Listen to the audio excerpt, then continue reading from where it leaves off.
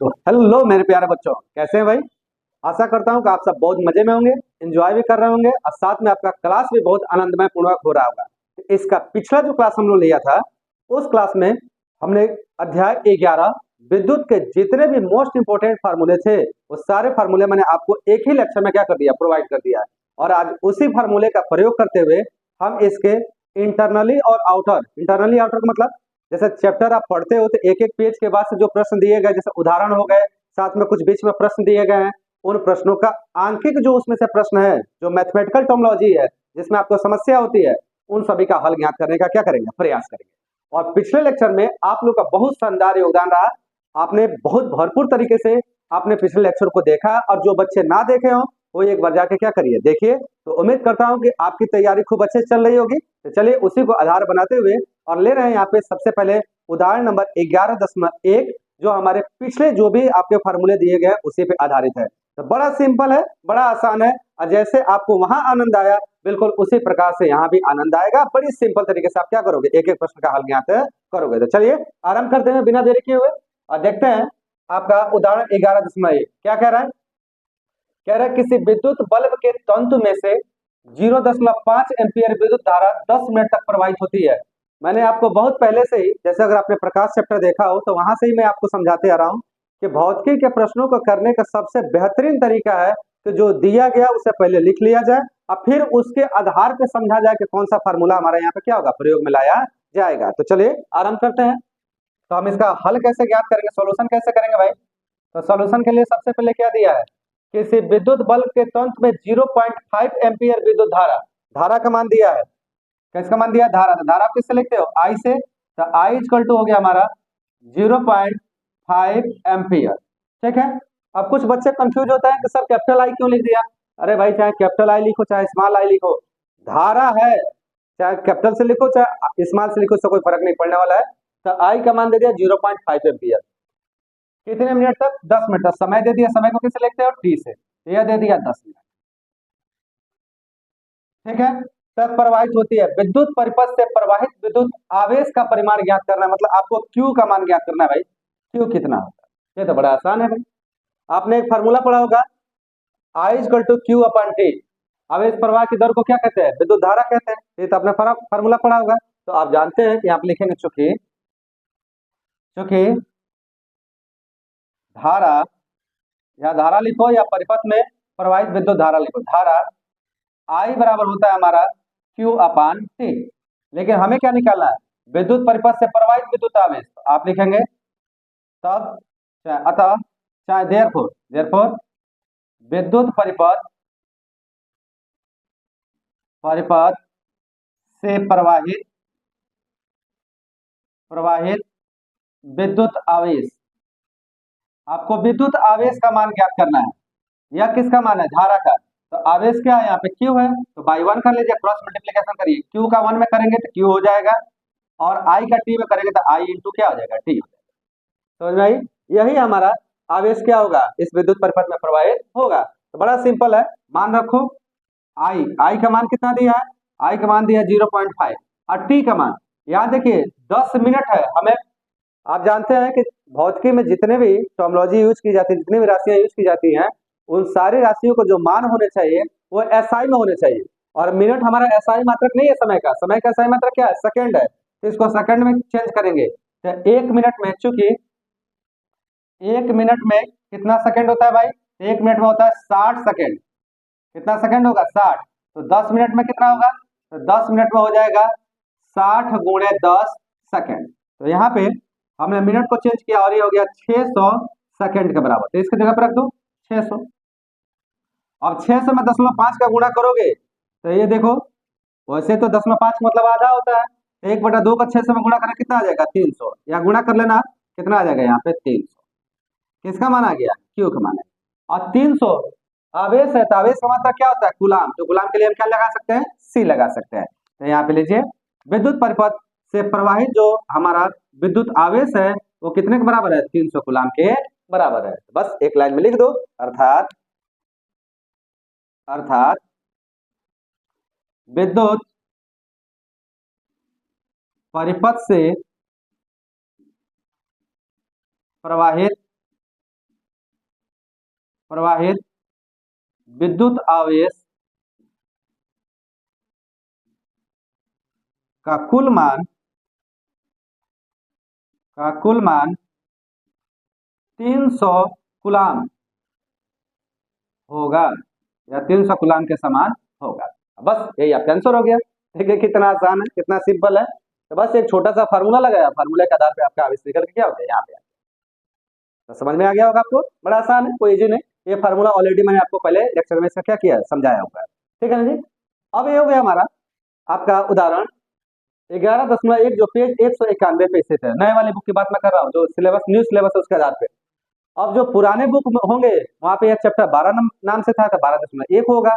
लेकिन चूंकि सिलेबस हम नया पढ़ रहे हैं, इसलिए प्रश्न भी नए तरीके से अभी क्या कर रहे हैं, जो नए सिलेबस में दिया गया वही उठा रहे हैं। ठीक है ना जी।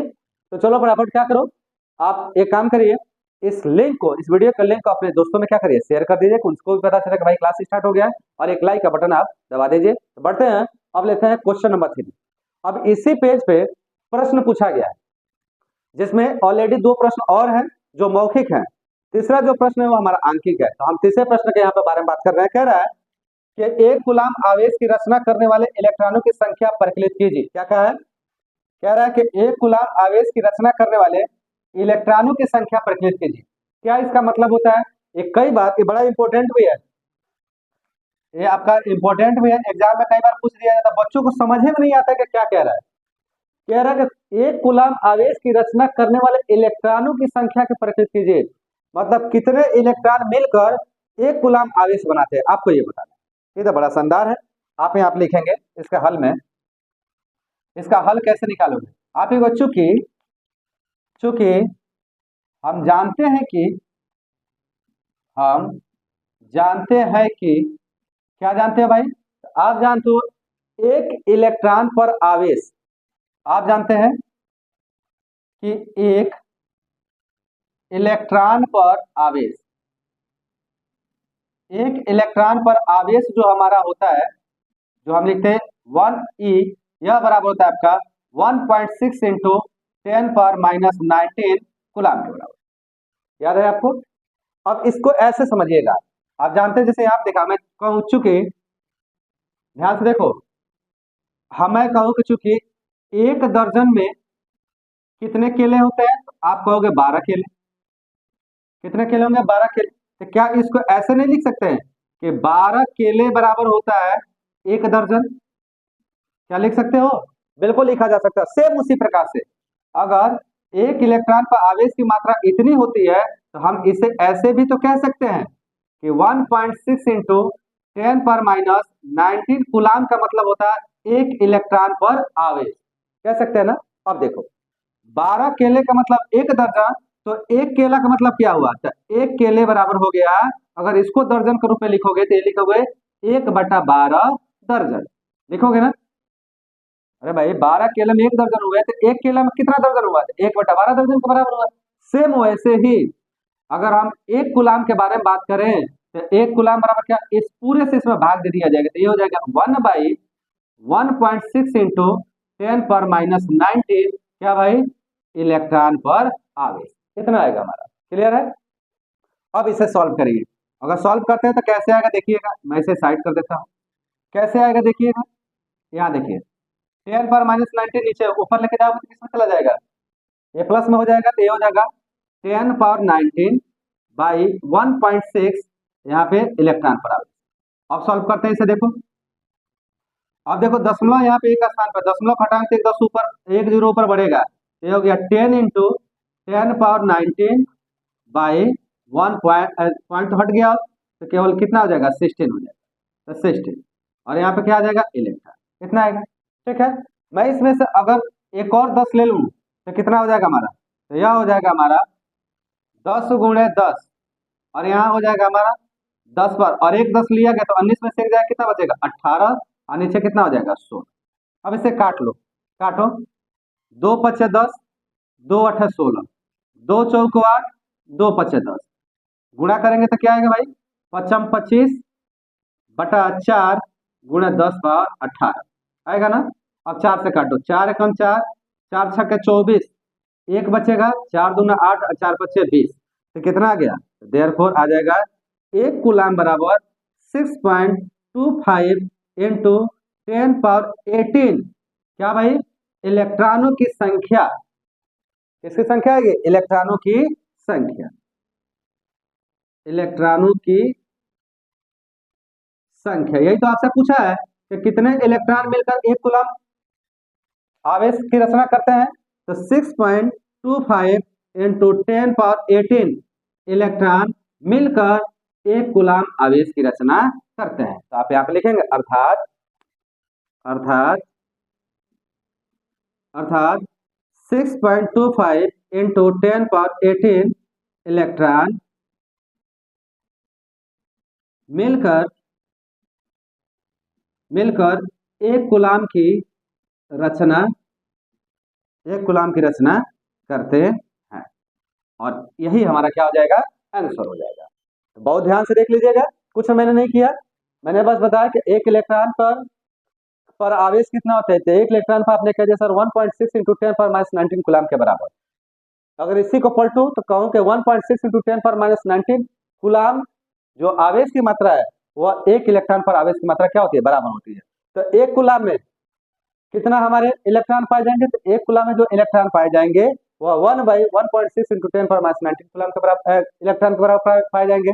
अब यहाँ से देखिए -19 को ऊपर लेके जाएंगे तो प्लस हो जाएगा, और इस तरीके जो वैल्यू निकालेंगे 6.25 इंटू 10 पावर 18 इलेक्ट्रॉन की संख्या के क्या हो जाएगा? बराबर प्राप्त हो जाएगा। इसका मतलब हुआ कि इस प्रश्न में 6.25 इंटू 10 पावर 18 इलेक्ट्रॉन मिलकर 1 कूलाम की क्या करते हैं? रचना करते हैं। तो उम्मीद करता हूँ आसानी समझ में आ गया हो। तो कैसा लगा लेक्चर जरूर बताइए, फटाफट लाइक कर दीजिए, साथ में अपने मित्रों में क्या कर दीजिए? शेयर कर दीजिए। चलिए इसे नोट करिए, उसके बाद से बढ़ते हैं अगले प्रश्न।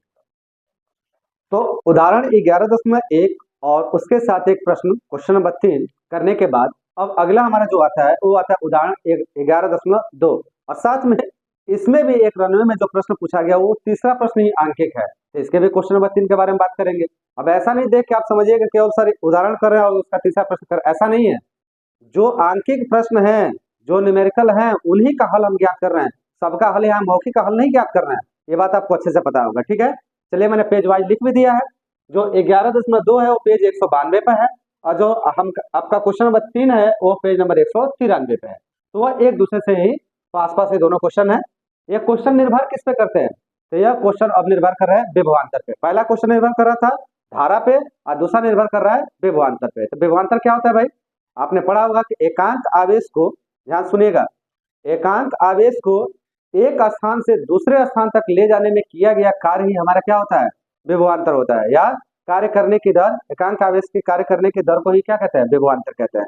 तो हम इसी बात पे यहाँ पे समझने वाले हैं। क्या कह रहा है उदाहरण 11.2? कह रहा है 12 वोल्ट विभवांतर के दो बिंदुओं के बीच 2 कूलाम आवेश को ले जाने में कितना कार्य किया जाएगा? ठीक है ना। तो यहाँ पे हम कैसे इस बात को समझ सकते हैं? तो हमने क्या कहा कि एकांक आवेश को एक स्थान से दूसरे स्थान तक ले जाने में किया गया, यही कहा गया ना। तो आप यहाँ पे बड़ी सरलता से आप इसको हल ज्ञात कर सकते हैं। और कैसे लिखेंगे आप? तो आप चलिए इसका सॉल्यूशन करिए और देखिए कितना आसान सॉल्यूशन है इसका। क्या दिया है? 12 वोल्ट विभवांतर, विभवांतर का मान दिया मतलब भी बराबर दिया है 12 वोल्ट। ठीक है, कि दो बिंदुओं के बीच 2 कूलाम आवेश, क्यू का मान कितना दिया हमारा? तो क्यू बराबर दिया है 2 कूलाम। ठीक है, आप कैपिटल भी ले सकते हो, स्मॉल भी ले सकते हो, उसमें कोई बहुत बड़ी बात नहीं। चलिए स्मॉल ले लेते हैं क्योंकि फार्मूले में स्मॉल शायद लिखवाया गया होगा। तो ये आपका क्यू का मान हो गया 2 कूलाम में कितना कार्य किया जाता है, मतलब डब्ल्यू का मान निकालना है। तो इसके लिए भी तो फार्मूला आप जानते हैं बड़ी आसानी से। क्या जानते हैं? चूंकि विभवांतर या किन्हीं दो बिंदुओं के बीच या किन्हीं धारावाहिक चालक के दो सिरों के बीच उत्पन्न विभवांतर भी बराबर होता है हमारा W/Q। पढ़ा होगा आपने। ठीक है, आपसे क्या पूछा है? W का मान पूछा है, तो बाई 1 लगा दीजिए, क्रॉस मल्टीप्लीकेशन कर दीजिए, तो W इक्वल टू हो जाएगा V इंटू क्यू के बराबर। बस मान उठा के रखो। V का मान कितना है हमारा? तो V का मान है हमारा 12 गुण है, और Q का मान कितना है? 2, तो 12 दूना कितना हो गया? 24। तो देयरफॉर W का मान हमारा निकल के आ गया 24। और कार्य है, कार्य का मात्रा क्या होता है? जूल होता है, हम इसे जूल से लिख सकते हैं। ठीक है, तो ये हो गया हमारा 24 जूल का कार्य आपको करना पड़ेगा। तो बड़ा आसान था, यही प्रश्न आपसे बस पूछा गया था। तो क्या कह रहा है कि 12 वोल्ट विभवांतर के दो बिंदुओं के बीच 2 कूलम्ब आवेश को ले जाने में कितना कार्य करना पड़ेगा। तो आप लिखेंगे अर्थात ये पूरी बात ही आपको लिखनी पड़ेगी, अर्थात 12 वोल्ट विभवांतर 12 वोल्ट विभवांतर के दो बिंदुओं के बीच 2 कूलम्ब आवेश को ले जाने में 24 जूल का कार्य किया जाता है। और यह 24 जूल हमारा क्या है, आंसर। आसान है, बड़ा सिंपल है, कुछ नहीं था आपका। अब देखो एक बात ध्यान समझना, जो कार्य किया जाता है एकांक आवेश को एक स्थान से दूसरे स्थान तक ले जाने में, एक्चुअल में वही कार्य ऊर्जा के रूप में क्या होती है, संचित हो जाती है। तो अगला क्वेश्चन हमारा जो है वो ऊर्जा संबंधित है। कह रहा है कि 6 वोल्ट बैटरी से गुजरने वाला हर एक कूलम्ब आवेश को कितना ऊर्जा दी जाती है।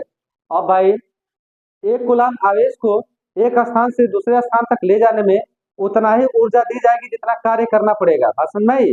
तो हम यहाँ पे इसका कैसे हल ज्ञात करेंगे, तो हम इसका सॉल्यूशन में लिखते हैं। देखो क्या, बैटरी 6 वोल्ट की बैटरी दिया, मतलब विभवांतर दिया भी का मान हो गया 6 वोल्ट। हर एक कूलम्ब आवेश क्यू का मान कितना दिया है, एक कूलम्ब कितना ऊर्जा आपसे पूछा जा रहा है कि दी जाती है। तो ऊर्जा को आप लिखने के लिए ई से लिख सकते हो, यू से लिख सकते हो, या सीधा सीधा ऊर्जा ही लिख दो, कोई समस्या नहीं। तो आप ऊर्जा बताइए कितना है, ठीक है ना जी, बात समझ में आ रही है। तो आप लिखेंगे चूंकि प्रत्येक एक कूलम्ब आवेश को एक स्थान से दूसरे स्थान तक ले जाने में किया गया कार्य।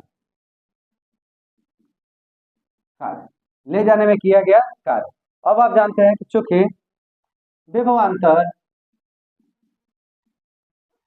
V बराबर होता है W अपान Q। अब यहां से अगर W का मान निकाले तो बाई 1 लगा के लिखेंगे W equal to V into Q। ठीक, तो हमारा किया गया कार्य किसके बराबर, W equal to V into Q के बराबर होगा। मान रखो, तो मान रखेंगे हम, तो V का मान है 6 और Q का मान है 1। इसका मतलब किया गया कार्य 6 जूल के बराबर होगा। कितना हो जाएगा भाई, 6 जूल के बराबर। अब एकांक आवेश को या एक कूलम्ब के आवेश को एक स्थान से दूसरे स्थान तक ले जाने में यदि 6 जूल का कार्य करना पड़ रहा है, इसका मतलब है तो उसको ऊर्जा कितनी की जरूरत पड़ेगी, 6 जूल की ही जरूरत पड़ेगी। जितना कार्य किया जाएगा उतना ही ऊर्जा की आवश्यकता पड़ेगी। तो आप कहेंगे चूंकि किया गया कार्य ही ऊर्जा के रूप में संचित हो जाएगा,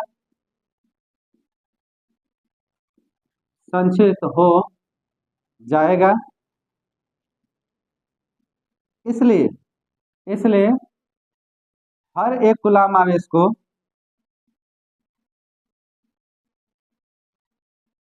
को 6 जूल ऊर्जा देनी पड़ेगी। 6 जूल ऊर्जा देनी पड़ेगी, और यही हमारा क्या हो जाएगा, आंसर हो जाएगा। तो मैंने 4 क्वेश्चन कराए और चारों क्वेश्चन मेरे हिसाब से बड़े ही सरल, बहुत ही आसान रहे। तो आपको बिल्कुल घबराना नहीं है, आराम से इसको समझना है। कहीं पे भी कोई इशू आता है तो आप डायरेक्टली टोन में हमें क्या कर सकते हैं, पूछ सकते हैं, आप कमेंट कर सकते हैं, या हमारा आप अगर देखिएगा तो डिस्क्रिप्शन में हम लोग का मोबाइल नंबर दिखाई दे रहा होगा, आप उस पर बात कर सकते हैं। या दूसरी बात में आप चैट बॉक्स में चैट कर सकते हैं कि सर ये बात हमको समझ में नहीं आ रही है। तो मेरी पूरी कोशिश है कि ढंग से पढ़ाने की, और इजी, जितना आसान से आसान हो सके उतनी आसान भाषा में आपको समझाने की। तो चलो नोट करें, फिर हम बढ़ते हैं अगले प्रश्न पर। तो 11.2 उदाहरण देखने के बाद से अब हम बात करते हैं उदाहरण 11.3 की। देखो अब तक क्या हमने पढ़ लिया, एक तो धारा से संबंधित बातें हमने पढ़ ली, दूसरा हमने विभवांतर संबंधित बातें कर ली। अब तीसरा जो हमारा उदाहरण आ रहा है यह ओम के नियम से है। और ओम के नियम में आपने क्या समझा था कि किसी धारावाही परिपथ में, ध्यान सुनिएगा, किसी धारावाही परिपथ में प्रवाहित होने वाली धारा उस धारावाही परिपथ के किन्हीं दो बिंदुओं के या किन्हीं दो सिरों के बीच उत्पन्न विभव के अनुक्रमानुपाती होता है। या इसी को उल्टा भी बोल सकते हैं कि किसी धारावाही परिपथ के किन्हीं दो बिंदुओं या दो सिरों के बीच उत्पन्न विभवांतर उसमें प्रवाहित होने वाली विद्युत धारा का क्या होती है, समानुपाती होती है। इसका मतलब आपने पढ़ा था कि V directly proportional to I, और वहां से आपने एक फार्मूला निकाला था V equal to I into R, जहाँ पे R समानुपाती नियतांक था, जैसे हम क्या कह रहे थे, प्रतिरोध कह रहे थे। तो उससे संबंधित प्रश्न है, बड़ा आसान है। देखो क्या कह रहा है, 11.3 कह रहा है, इसमें दो क्वेश्चन दिया है। पहला, यदि किसी विद्युत बल्ब का तंतु का प्रतिरोध 1200 ओम है, तो एक काम करते हैं, लगे हाथ लिखते चलते हैं जो दिया है सॉल्यूशन में।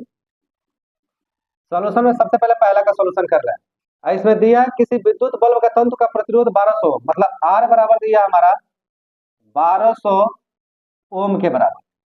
तो यह बल्ब 220 वोल्ट स्रोत से, मतलब V का मान दिया हमारा 220 वोल्ट स्रोत से कितनी विद्युत धारा लेगा, मतलब I का मान आपको बताना है।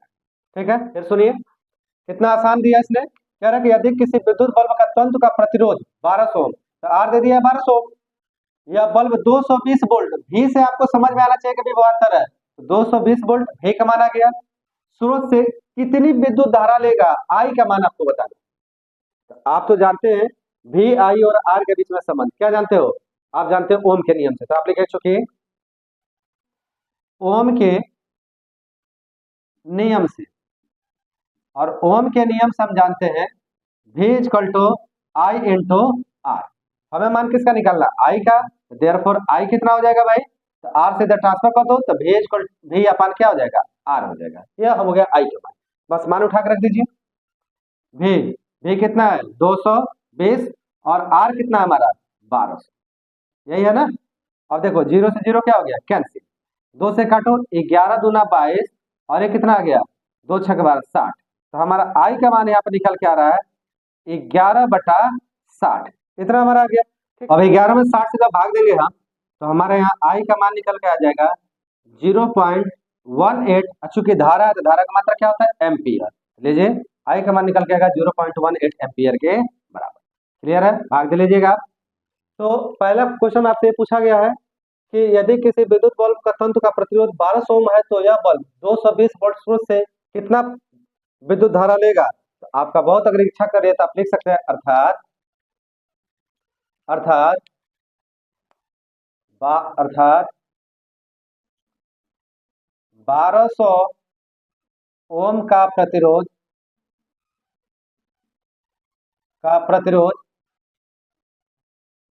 220 वोल्ट स्रोत से 0.18 एम्पियर का विद्युत धारा लेगा। क्लियर है, तो बड़ा आसान है। तो इस तरीके से हम इसका पहला भाग कर सकते हैं। अब बात आती है दूसरे भाग की, बिल्कुल दूसरा भी ऐसा ही है। कह रहा है यदि किसी विद्युत हीटर की कुंडली का प्रतिरोध अब की बार दिया है, तो भाई चाहे कुंडली हो, चाहे आपका स्त्री हो, चाहे आपका किसी प्रकार का बल्ब का तंतु हो, कुछ भी हो, प्रतिरोध तो प्रतिरोध होता है, उसे आर ही से लिखते हैं। तो यह हो गया आर बराबर हमारा दिया है 100 ओम। तो यह विद्युत हीटर 220 वोल्ट स्रोत, तो भी का मान दिया हमारा 220 वोल्ट। भी देखते ही आपको समझ में आ जाना चाहिए कि विभवांतर है। ठीक है, 220 वोल्ट कितनी धारा लेगा, तो आई का मान पूछा है। बिल्कुल पहले की ही बात क्वेश्चन है। क्या करोगे आप लोग, चूंकि कौन सा फार्मूला लगेगा, VIR में ओम का नियम से, चूंकि ओम के नियम से, और ओम के नियम से हम समझते हैं V equal to I into R। तो हमें I चाहिए, तो देयरफॉर I इक्वल टू हो जाएगा V बाई R। ये तो आप अच्छे जानते हो। अब बस इसमें भी मान रखिए, आपका मान निकल के आ जाएगा। तो जब हम मान रखेंगे, देखो क्या आता है, यह हो गया I, V दिया 220, और हमारा R कितना दिया है 100, 10 से 10 कटा, 10 से भाग देंगे, तो देयरफॉर I का मान निकल के आ जाएगा 2.2, और I का धारा है तो एम्पियर के बराबर। तो आपसे यही पूछा है कि 100 ओम प्रतिरोध जो 100 ओम प्रतिरोध है वो 220 वोल्ट स्रोत से कितनी धारा लेगा? आप लिखेंगे अर्थात अर्थात 100 ओम का प्रतिरोध 100 ओम का प्रतिरोध 220 वोल्ट स्रोत से 2.2 एम्पियर का विद्युत धारा लेगा, और यही हमारा क्या हो जाएगा? आंसर हो जाएगा। तो आसान है, बड़ा सिंपल है, कुछ नहीं, बस ओम का नियम लगाइए और आपका मान निकल के आ जाएगा। तो आप इस तरीके से क्या कर सकते हैं, प्रश्नों का हल ज्ञात कर सकते हैं। चलिए नोट करिए 11.3। इसके बाद बात करते हैं 11.4, जो इसी पे क्या है, वो भी प्रश्न आपका आधारित। तो नोट करें। तो उदाहरण 11.3 के बाद से अब बात करते हैं उदाहरण 11.4 की, और यह भी हमारा जो है ओम के नियम पे ही निर्धारित है, लेकिन इसमें थोड़ा सा ट्रिकी बेस है। ट्रिकी बेस कैसे है? थोड़ा सा घुमाया हुआ है, तो बच्चे ना बड़ा कंफ्यूज होते हैं। यार बिल्कुल कंफ्यूज नहीं होना, हम है ना, चिंता किस बात की है? आप बहुत ध्यान से देखो क्या कह रहा है क्वेश्चन, देखो कह रहा जब कोई विद्युत हीटर विद्युत स्रोत से 4 एम्पियर विद्युत धारा लेता है। एक काम करते हैं, बड़े ध्यान समझना, मैं एक छोटा सा परिपथ बनाता हूँ, परिपथ से समझो तुम लोग, इसी समझ में आएगा। मान लो कि अगर हम कोई एक परिपथ बना दे ऐसे, और इस परिपथ को एक बैटरी से जोड़ दे, और कह रहा है कि कोई विद्युत हीटर, अरे हीटर लगा होगा तो प्रतिरोध उसका होगा, इस तरीके से हमने कह दिया कि यह विद्युत हीटर है, ठीक है, और ये परिपथ को हमने पूरा कर दिया, ये हमारा विद्युत हीटर है, ठीक। कह रहा है कि इसमें कितना एम्पियर की धारा बह रही है? 4 एम्पियर। तो इसमें बहने वाली धारा है 4 एम्पियर। टर्मिनलों के बीच का विभवांतर कितना है? यहाँ पे क्या है? 60 वोल्ट का है। हमारा जो बैटरी लगा हुआ है यह 60 वोल्ट का है। अब बात इतना समझना, ठीक है। आप कह रहे हैं कि जब कोई विद्युत हीटर विद्युत स्रोत से 4 एम्पीयर विद्युत धारा लेता है तो आप उसके टर्मिनलों के बीच विभवांतर 60 वोल्ट, या 60 वोल्ट विभवांतर वाला, या इसके टर्मिनलों के बीच का विभवांतर कितना होगा? 60 वोल्ट। यहाँ से यहाँ तक हमारा कितना दिखा रहा है? 60 वोल्ट दिखा रहा है, ठीक है। उस समय विद्युत हीटर कितनी विद्युत धारा लेगा जब विभवांतर 120 वोल्ट तक बढ़ा दिया जाए? मतलब जो 60 वोल्ट का विभवांतर था, अगर उस हम 120 वोल्ट तक बढ़ा दें तो अभी कितना विद्युत धारा लेगा? अगर आपको याद हो तो आप अच्छे से जानते हैं कि आई और भी के बीच में संबंध होता है ओम के नियम से, भी equal to I into R. तो अब आर तो निकालना पड़ेगा ना, क्यों भाई? क्योंकि इस परिपथ का अपना एक प्रतिरोध होगा, या जो हमारा हीटर लगा हुआ उसका अपना एक प्रतिरोध होगा। अब प्रतिरोध तो बदलेगा नहीं, क्योंकि अगर एक ही हीटर है तो उसका प्रतिरोध तो बार बार बदलेगा नहीं। विभव का मान बदल सकता है, धारा का मान बदल सकता है, लेकिन एक परिपथ में इंक्लूड हुआ जो हमारा हीटर है, क्या उसका भी प्रतिरोध बार बार बदलेगा? क्या प्रतिरोध नहीं बदलेगा। मेरी बात समझ रहे हैं? इसका मतलब हुआ कि हम ये बात समझने का प्रयास कर रहे हैं कि अगर समान प्रतिरोध की 2 बार कंडीशन जनरेट किया जाए तो उन कंडीशनों में धारा का मान कैसे बदलेगा। तो एक बार आर प्रतिरोध था तब धारा का मान 4 एम्पियर था, अभी भी प्रतिरोध आर है लेकिन विभव बढ़ा रहे हैं, तो अब धारा का मान कितना होगा, ये हम समझने का प्रयास करेंगे। बड़ा आसान है, चलो यहाँ पे निकालते हैं सॉल्यूशन इसका। देखना सर्वप्रथम एक काम करो, आप सबसे पहले ये जो हमारा विद्युत हीटर है इसका प्रतिरोध निकालो। तो आप लिखो, चूंकि दिया क्या है भाई, चूंकि हमारा विभव दिया हुआ है यहाँ पे 60, पहली कंडीशन कितना दिया है? 60, तो भी बराबर दिया है 60 वोल्ट, और कितने धारा बह रही है? 4 एम्पियर की। तो आई दिया है हमारा 4 एम्पियर, निकालना क्या है? आर का मान, ठीक है। तो आप लिखे चूंकि ओम के नियम से, ओम के नियम से, और ओम के नियम से हो जाएगा V equal to I into R. हमें क्या निकालना? आर का मान। तो आर बराबर होगा V बाई आई। वैसे डायरेक्ट आप प्रतिरोध के फार्मूले से भी बात जानते हैं, तो ऐसे निकाल सकते हैं। अब यहाँ देखिए, V का मान रखिए, V हमारा कितना है? आपका 60 है, और I कितना है? तो I है 4, 4 एकम 4, 15 चौको 60। तो देयरफॉर आर का मान निकल के आ गया 15। अब प्रतिरोध है तो क्या आएगा? 15 ओम के बराबर। इसका मतलब है कि जो हमारा विद्युत हीटर है उसका प्रतिरोध कितना है? 15 ओम के बराबर, ठीक है जी। अब आगे, अब कह रहे उस समय विद्युत हीटर कितनी विद्युत धारा लेगा जब विभवांतर को 120 वोल्ट तक क्या कर दिया जाता है? बढ़ा दिया जाता है। तो आप लिखेंगे कि जब, चूंकि जब विभवांतर को 120 वोल्ट तक बढ़ा दिया जाता है, बढ़ा दिया जाता है, तब अब नया विभव उत्पन्न होगा भी, और वो कितना हो जाएगा 120 वोल्ट के बराबर। अब इस वाले भी के बारे में चर्चा नहीं करेंगे, अब ये नया हो गया, ठीक है। या बड़ी इच्छा करे तो आप भी डैश ले लो इसको, 120 वोल्ट हो गया, एक नया आ गया विभवांतर। फिर हम, अब देखो आर तो वही रहेगा, तो आप लिखेंगे इसलिए कह रहा उस समय विद्युत हीटर कितनी विद्युत धारा लेगा, तो लिखेंगे इसलिए ओम के नियम से, फिर ओम का नियम लगाएंगे, ओम के नियम से, और ओम के नियम से V इक्वल टू हो जाएगा आई इंटू आर, लेकिन अब की बार भी नहीं है, भी डैश है, तो भी dash equal to I into R. तो धारा का मान, अच्छा देखो यहाँ पे आई लिए थे पहली बार, तो हमारा धारा 4 एम्पियर है, अब तो धारा बदलेगा ना, तो इसे भी आई डैश ले लो, ठीक है। आई डैश केवल यह बता रहा है कि धारा बदलेगी, और भी डैश यह बता रहा है कि आपने विभव का मान बढ़ा दिया है। तो अलग स्थिति में वही विभव भी डैश और वही धारा आई डैश के रूप में बदल रही है। तो यहाँ से हमें आई डैश का मान निकालना है, तो आई डैश बराबर हो जाएगा भी डैश अपान आर। मन करे तो डैश लो, मन करो तो 1 लो, 2 लो, कुछ भी ले सकते हो। V1 I1 ले सकते थे, V2 I2 ले सकते थे, अपने लेने के ऊपर इच्छा है। अब यहाँ सामान रखिए, यहाँ सामान निकालना है आई डैश का, आई डैश बराबर भी डैश कितना बढ़ के हो गया 120, और आर कितना है 15, ठीक है जी। अब काटिए इसे, क्या कटेगा 3 से काटो, 3 पच्चे 15, और ये जगह 3 चौक 12 40, 5 एकम 5 50 है 40। तो आई डैश का मान कितना हो गया, आई डैश का मान हो गया 8, धारा है तो 8 एम्पियर के बराबर, ठीक है जी। तो इस तरीके से हमने निकाला कि हमारी जब विभव का मान हम 2 गुना कर रहे हैं, यहाँ पे देखो विभव का मान 2 गुना हो रहा है, तो धारा का मान भी क्या होगा 2 गुना बढ़ जाएगा। तो आप लिखेंगे अर्थात, अर्थात जब विभवांतर, विभवांतर 60 वोल्ट से बढ़कर बढ़कर 120 वोल्ट हो जाएगा, तो विद्युत हीटर हीटर 120 वोल्ट स्रोत से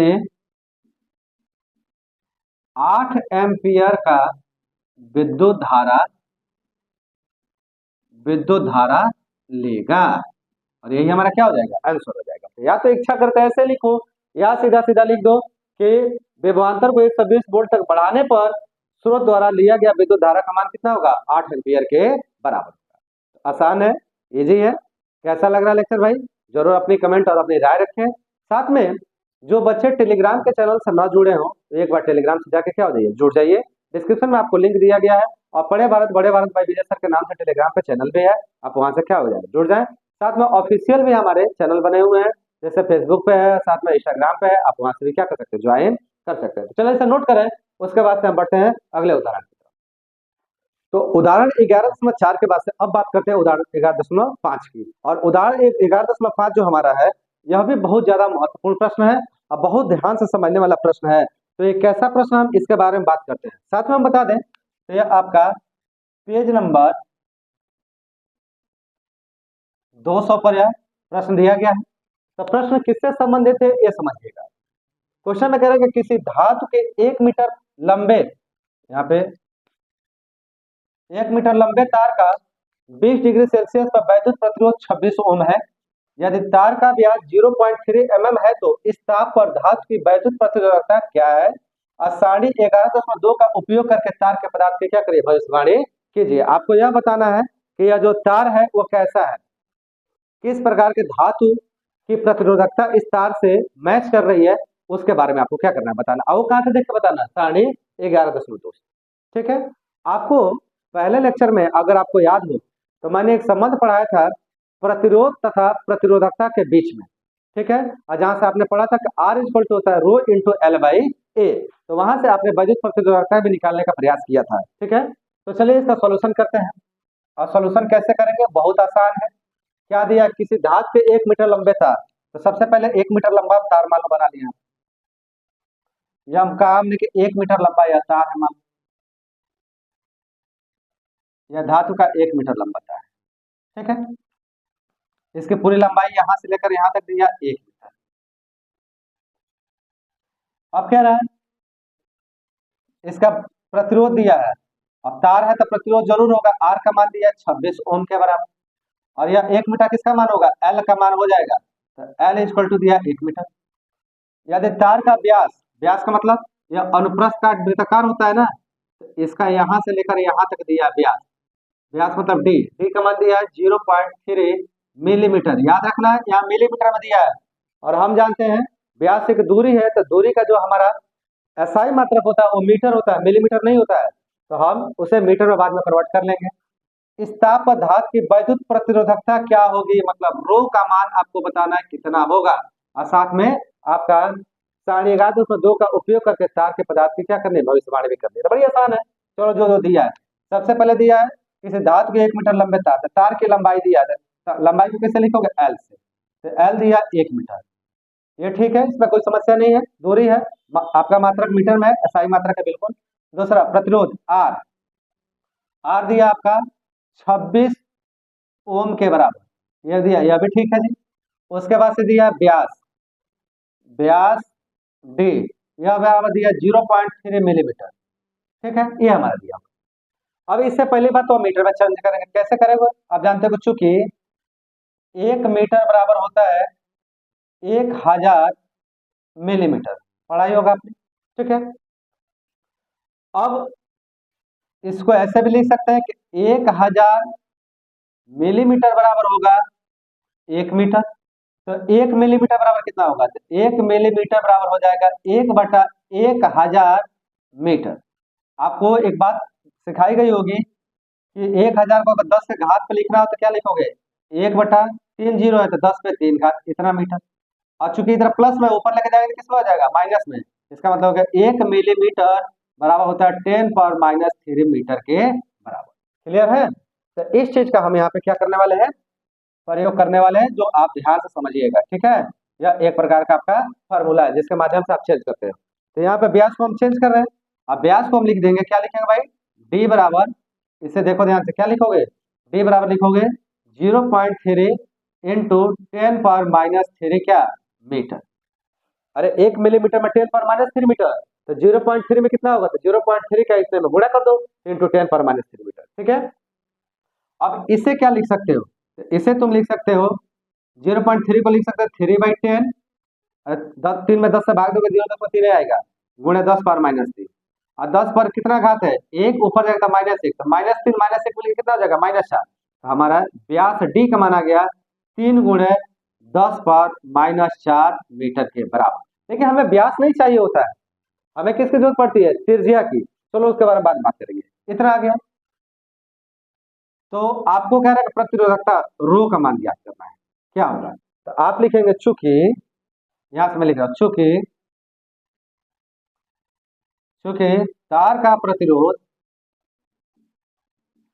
तार का प्रतिरोध आर बराबर होता है रो इंटू एल बाई ए, एक तो ये फार्मूला है, या डायरेक्ट फार्मूला आप वैद्युत प्रतिरोधकता भी जानते हैं, वो भी रख सकते हैं। तो यहां से अगर हम रो का मान निकालें तो रो इक्वल टू हो जाएगा R into A by L, ये आपने पढ़ा होगा। अब यहाँ देखो ए आ रहा है, ए क्या होता है, अनुप्रस्थ काट का क्षेत्रफल, और अनुप्रस्थ काट कैसा है, वृत्ताकार है, तो यहाँ ए का मान हो जाएगा वृत्ताकार अनुप्रस्थ काट का क्षेत्रफल, मतलब पाई आर स्क्वायर। आर क्या होता है भाई, तो आर तो त्रिज्या है, और त्रिज्या किसके बराबर होती है, तो त्रिज्या हमारी बराबर होती है व्यास के आधे की, तो ये हो गया पाई d/2 का होल स्क्वायर, इतना ही होगा ना, और यहां से माना जाएगा पाई इंटू डी का मान रखो 3 इंटू 10⁻⁴ बटा 2 पूरे का क्या होल स्क्वायर, इतना क्या आएगा, वर्ग मीटर। तो ये उठाकर हम यहाँ पे रख देंगे, देखिए क्या आता है, तो यहाँ से आ गया आर, आर हमारा दिया 26 ओम, 26 गुणे ए आ गया पाई गुणे 3 गुणे 10⁻⁴ का होल स्क्वायर बटा 2, और पूरे का बटा एल, एल कितना है, 1, ठीक है जी, इतना आ गया हमारा। अब मैं इधर सॉल्व कर रहा हूं, इधर क्या आएगा भाई, देखो सॉल्व करो, अब 1 से डिवाइड करोगे, मान लो कोई अंतर नहीं आएगा, यहाँ आ गया 26 इंटू पाई, इसका वर्ग करो, 3 का वर्ग करो कितना आ जाएगा 9, और 10⁻⁴ का वर्ग होता है कितना हो जाएगा 10⁻⁸, -4 का वर्ग नहीं होता, 16 मत कर दीजिएगा, यहाँ 10⁻⁴ को 2 बार लिखा था, 10⁻⁴ इंटू 10⁻⁴। तो आधार समान होंगे तो ऊपर के घाते क्या होंगे, जुड़ेंगे तो -8 हो जाएगा। अब पूरे का बटा कितना हो जाएगा, 4, 2 दूना 4। ठीक है, अब यहाँ से अगर कटने वाला तो काट लो। आप कैसे काटोगे इसको देखो, यहाँ पे एक काम करते हैं, आप 26 गुणे पाई का मान रखते हैं 3.14 गुणे 9 गुणे 10⁻⁸ बटा 4। अब काटिए, 2 दूना 4, 13 दूना 26, 2 एकम 2, 2 एकम 2, 2 पचे 10, 2 सते 14। तो यहाँ आ गया 13 गुणे 1.57 गुणे 9 गुणे 10⁻⁸।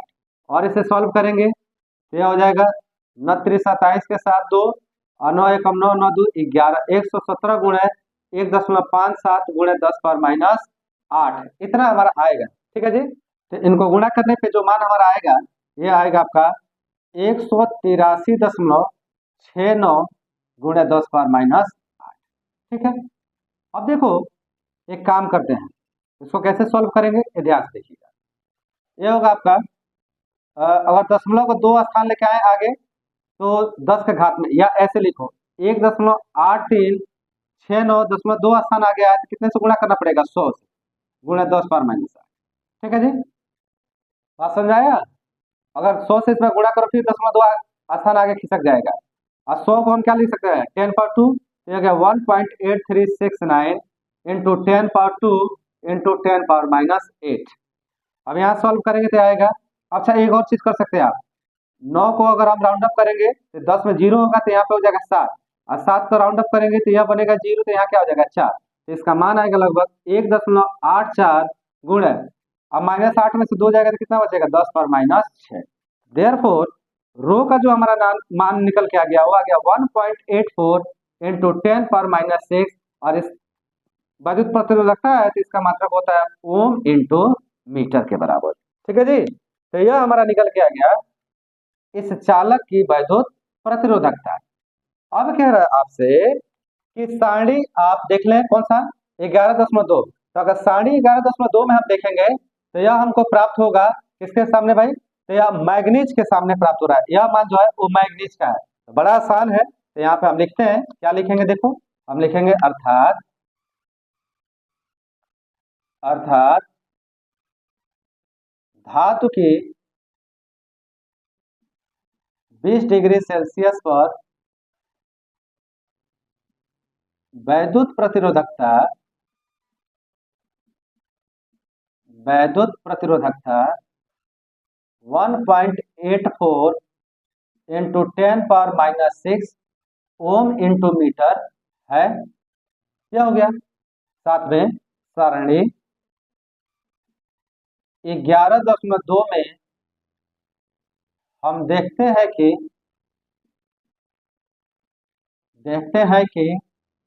मैग्नीज की वैद्युत प्रतिरोधकता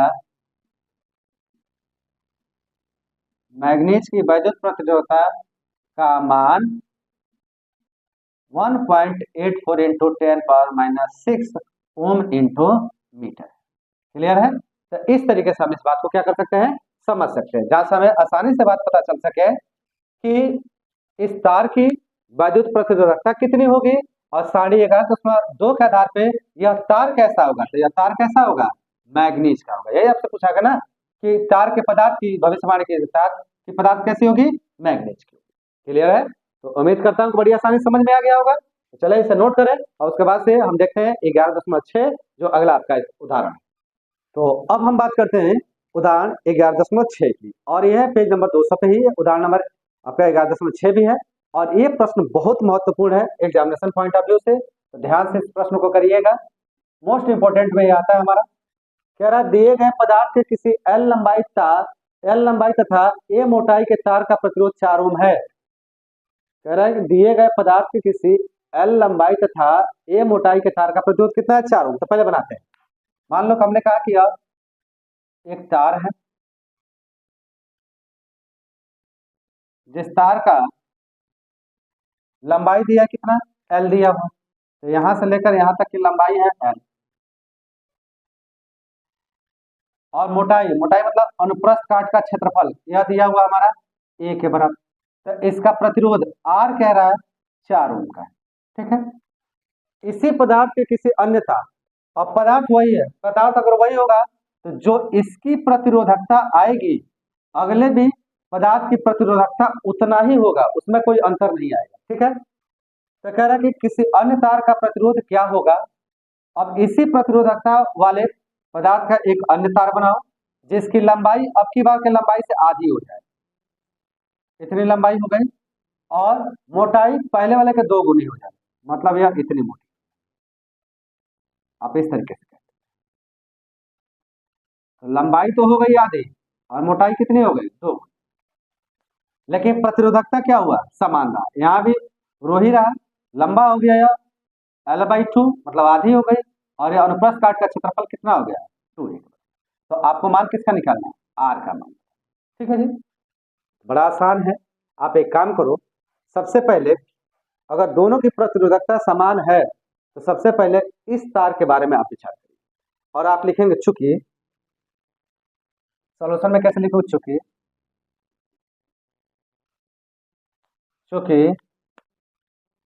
प्रथम तार के लिए, प्रथम तार के लिए हम जानते हैं आर तथा रो के बीच में संबंध, आर इज इक्वल टू होता है रो इंटू L/A, ठीक। और कह रहा है यही आर का मान दिया किसके बराबर, 4 ओम के। इसका मतलब हो गया कि आर का मान जो रो इंटू L/A होता है, इस पूरे का मान किसके बराबर है, 4 ओम के बराबर, ठीक। इसे ले लो समीकरण में। अब बात करते हैं दूसरे तार के लिए। अब दूसरे तार के लिए प्रतिरोध नया आ जाएगा आर डैश, और इस आर डैश में हमारी जो लंबाई है, जो लंबाई L से ली गई थी यहाँ पे, या L डैश हो जाएगी, नहीं वो L/2, और जो हमारा अनुप्रस्थ काट का क्षेत्रफल उसे A डैश से मैं ले रहा हूँ, तो यह हो जाएगा रो आर डैश, और रो के स्थान पे तो रो ही रहेगा क्योंकि ये तो नहीं बदल रहा है, इंटू L जरूर बदल रहा है, यह हो गया L डैश, और नीचे आ गया A डैश, ठीक है। अब मान रखो यहाँ पे दिया चूंकि L डैश बराबर दिया L/2 और A डैश बराबर दिया हमारा 2, तो यही मान यहाँ पर रखो, तो यहाँ से आ जाएगा रो इंटू L/2 इंटू 2a, इतना आ जाएगा। अब बटा में का 2 जब नीचे आएगा तो यह मान हमारा ऐसा बनेगा rho into L/2 into 2 into a, ये आएगा हमारा। अब इसको जब सही से हम लिखेंगे तो क्या आएगा भाई, 2 का 2 में गुणा कितना हो जाएगा 4, हम लिखेंगे यहाँ पे आर डैश बराबर 1/4 गुणे रो इंटू L/A, क्या लिख पाओगे, 1/4 को मैंने यहाँ बाहर ले लिया और रो इंटू L/A को लिख लिया। और ध्यान से देखो यही रो इंटू L/A का मान समीकरण 1 में कितना दिया है, 4 ओम के बराबर दिया है, तो हम यहाँ लिख सकते हैं आर डैश बराबर 1/4 गुणे 4, इस पूरे का जगह पर हमने क्या रख दिया, 4 ओम रख दिया, कहाँ से, समीकरण 1 से, समीकरण 1 से।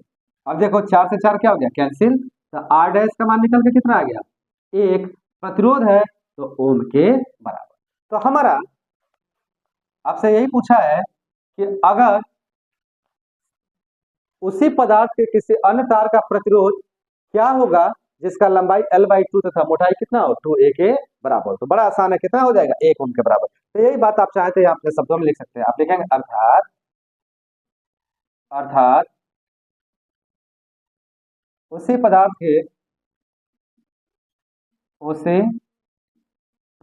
के किसी अन्य तार का प्रतिरोध 1 ओम होगा जिसका